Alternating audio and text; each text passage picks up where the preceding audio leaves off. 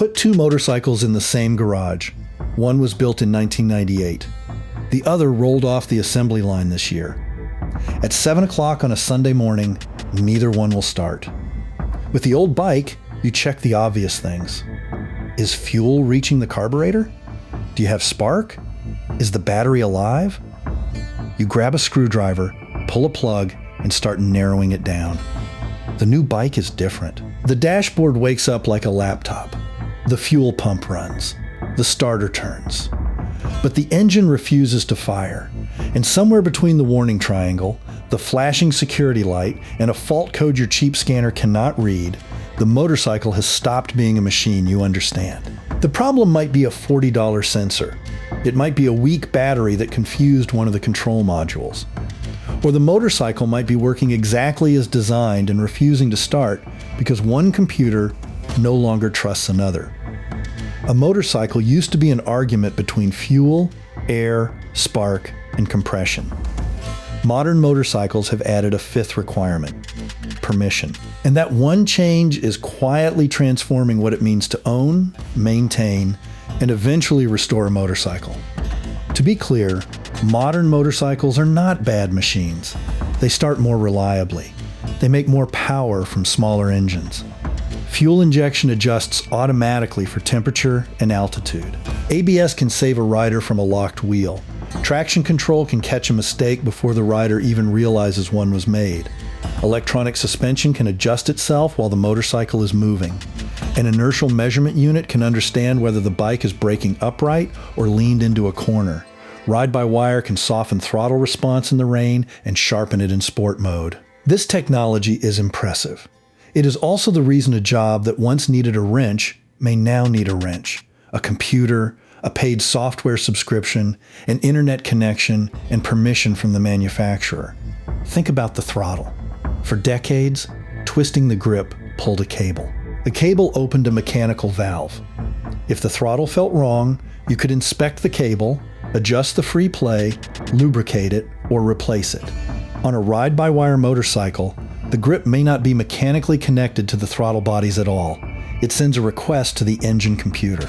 The computer checks engine speed, gear position, wheel speed, traction settings, lean angle, and several other inputs before deciding how far the throttle should actually open. Most of the time, that happens so quickly and smoothly that the rider never notices. But when something fails, you are no longer diagnosing one part. You are diagnosing a conversation between parts. A wheel speed sensor can affect more than the ABS light. Depending on the motorcycle, that information may also be used by traction control, cruise control, launch control, wheelie control, and the dashboard. One bad signal can make 5 unrelated systems complain at the same time. The motorcycle looks like it has suffered an electronic nervous breakdown. In reality, it may have one dirty connector. And this is where the first major repair problem appears. Reading a fault code is not the same as repairing the fault. A code can tell you which system noticed a problem. It does not necessarily tell you which physical component caused it. A low voltage event can create several codes. A damaged wire can imitate a failed sensor. A failed sensor can make a perfectly good control module look guilty. Replace the wrong part, and the warning remains. Even if you replace the correct part, the job may not be finished. Some modern components must be calibrated, initialized, programmed, paired, or introduced to the motorcycle before they will operate correctly. You install the new component. The bolts fit. The connector clicks into place. Everything is physically correct. Then you press the starter. The motorcycle still refuses to cooperate because nobody completed the digital half of the repair. Harley-Davidson's own service information provides some surprisingly ordinary examples. On certain models and accessories, enabling cruise control, activating a quick shifter, setting up a replacement ABS module, or configuring heated equipment can require Harley's digital technician system. Even bleeding the brakes on some ABS-equipped motorcycles can require a diagnostic procedure to operate valves inside the ABS unit and make sure trapped air is removed. That requirement exists for a real safety reason. Air trapped inside an ABS modulator is not something you want to discover during an emergency stop. But it also means the owner can complete every visible part of the job correctly and still need access to a specialized system before the motorcycle is safe to ride. The repair has become two separate jobs. First, repair the motorcycle. Then, convince the motorcycle that it has been repaired. And it goes deeper than accessories. Security systems create another layer. An old ignition switch is fundamentally a physical device. A modern keyless motorcycle may use an encrypted key fob, a security module, an engine control unit, and a dashboard that all recognize one another. That makes the bike harder to steal. It can also make a lost key, a failed dashboard, or a replacement control module much more complicated than it needs to be mechanically. The replacement part may be sitting in your hand. It may be completely functional. But until it is paired with the motorcycle, it is just an expensive object with the correct connector. This creates a strange kind of ownership. You own the engine. You own the frame. You own the control module. But you may not own the ability to make those parts accept one another. Manufacturers will argue that this protects the motorcycle from theft, incorrect programming, unsafe modifications, and counterfeit components.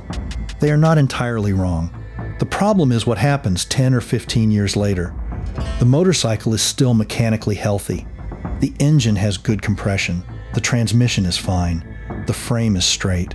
But the original dealer network has become smaller. The diagnostic platform has changed. The software no longer supports that generation of control module, or the company that built the motorcycle no longer exists. A carburetor does not care whether its manufacturer is still in business. An immobilizer might. This is how a motorcycle can become obsolete without wearing out.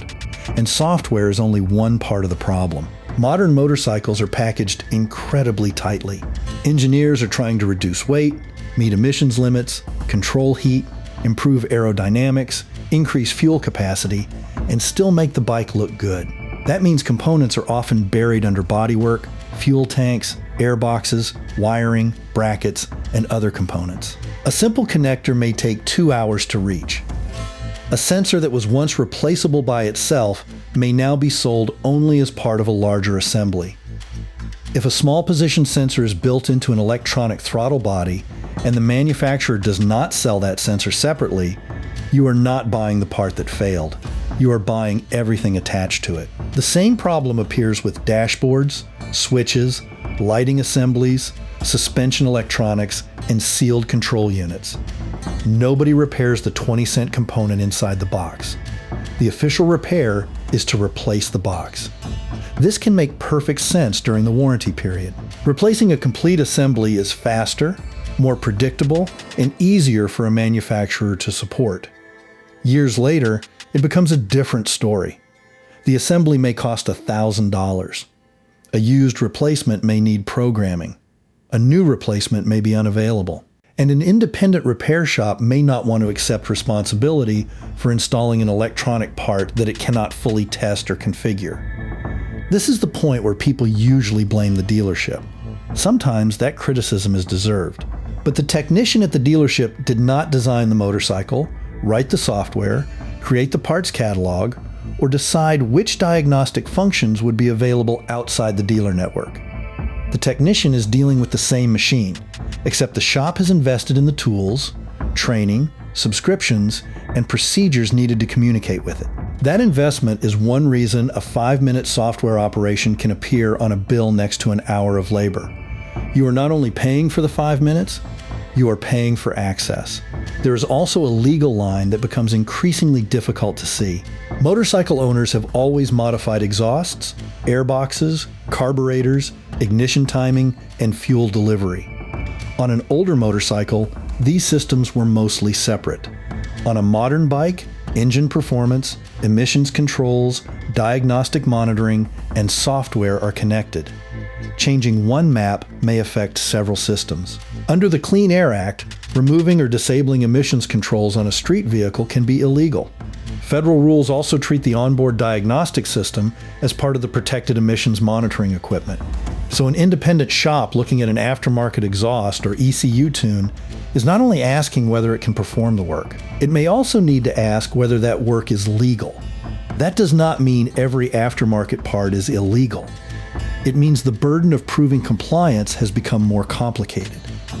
In July 2026, the EPA recognized a second certification route for emissions-compliant aftermarket products through SEMA, instead of leaving California's process as the only recognized option. That could make it easier for legitimate aftermarket companies to certify parts.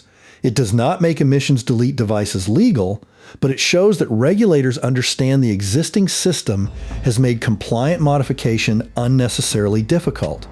Then, there is the warranty question. A lot of riders believe that servicing a motorcycle themselves automatically destroys the warranty. That is not generally how federal warranty law works.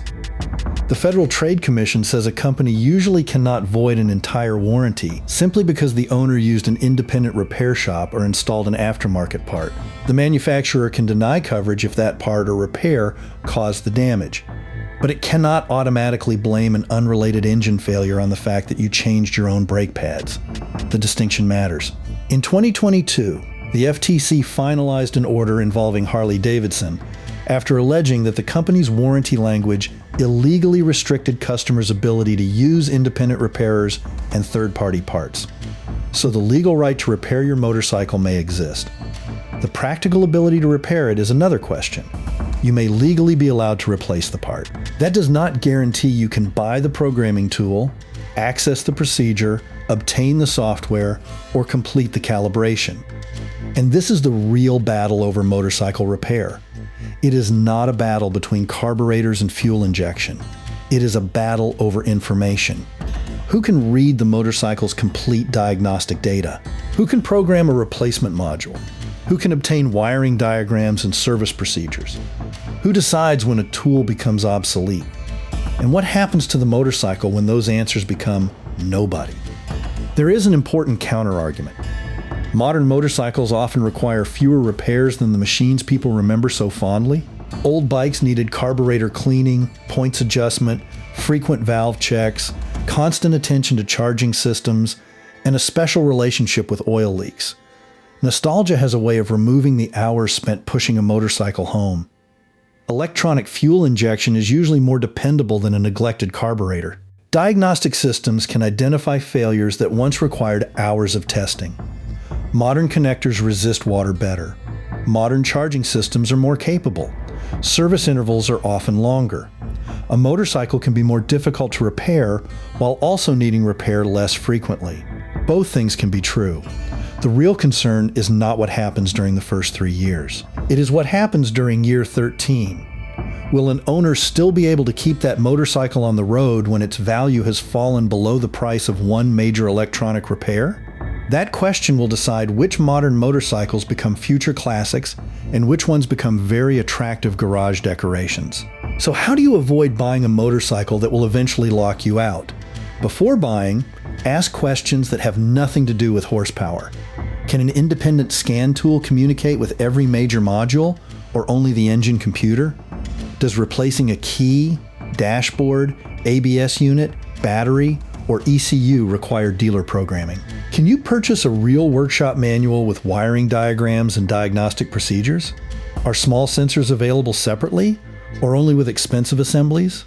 Is there a healthy network of independent specialists who understand the model? And does the manufacturer provide long-term access to parts and service information? Those questions will not make a good thumbnail, but they may save you thousands of dollars. Modern motorcycles are not becoming impossible to repair because engineers suddenly forgot how motorcycles work. They are becoming difficult to repair because mechanical systems, software, security, emissions, compliance, and corporate service networks have been woven into one product. When everything works, the result is extraordinary. When one piece fails, the owner may discover that the wrench was never the missing tool. The missing tool was access. Right to repair is not about forcing every rider to become a mechanic. Most riders will still choose professional service, especially for safety-critical work. It is about making sure that choosing professional service remains a choice. It is about allowing independent shops to compete. allowing owners to understand the machines they paid for, and making sure a functioning motorcycle does not become electronic waste because a server, subscription, or proprietary tool disappeared. The modern motorcycle does not hate you. It does not want to keep secrets. But it was designed for a world in which the dealership, the manufacturer, and the software would always be there. History suggests that is a dangerous assumption, because 20 years from now, the difference between a collectible motorcycle and a useless one may not be the condition of its engine. It may be whether somebody can still log in.